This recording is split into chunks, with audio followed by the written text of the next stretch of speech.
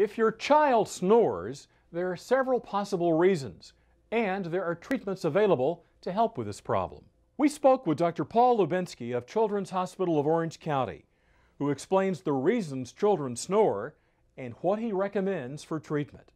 Quite a few children snore. I mean, for a lot of them it's normal, so about 25% of all kids will snore. But the real issue is those that have obstructive sleep apnea associated with the snoring, which is more a disease that people think about when they talk about adults having obstructive sleep apnea. If they've got a child that snores, they ought to have them checked out. So they ought to see their pediatrician, discuss it.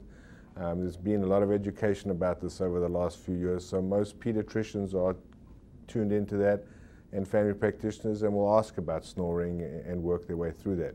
So for, as I said, about 25% of kids snore, and of those, about 3% will have some abnormality associated with that snoring. There are certainly children who will present with a history of snoring.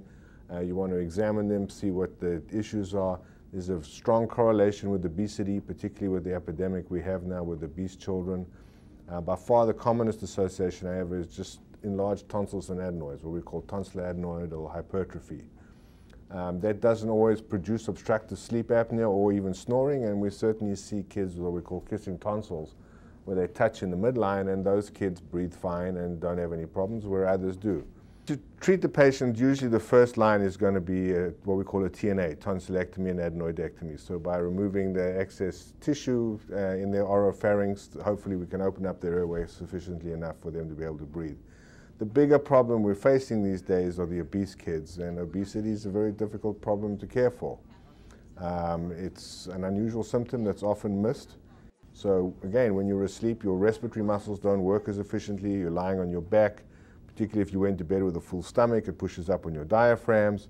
And so while these kids are trying to breathe asleep, they've got to use a lot more effort in order to be able to breathe. And they really need to lose weight. TNAs often don't work as well for those kids.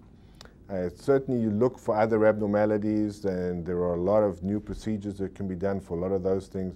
So children who have small jaws, what we call micrognathia, a small chin, those can be brought forward now using plastics and can significantly improve this problem. And there are a lot of syndromes, Pierre bands, some of the genetic diseases that will produce airway obstruction as well.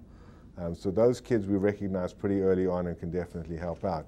For the others, the TNA will work most of the time.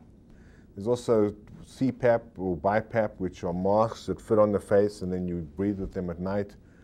Certainly if you look at your child while they're snoring and you think they're having respiratory pauses during their sleep, then you need to go in as soon as possible. It doesn't mean it has to be today, but you need to call, make an appointment, and go in. And there's some people who have complete obstruction and stop breathing. There are others who have a relative obstruction, and you'll see periods where it just seems harder to breathe. So they don't completely obstruct, but they're just not getting enough in, and their muscles are retracting, and you see retractions in under their ribs. And go in, see your physician. There's certain tests that they can do. They'll want to get a good history about sleep. Other things, if there are behavioral changes, school issues, those kind of things will be clues that a workup's needed. And usually the first part of that workup is going to be a polysomnogram, where you're actually going to do a sleep study and see how much obstruction occurs. The vast majority of kids, it's a cure once you make the diagnosis, work out what you're going to do about it.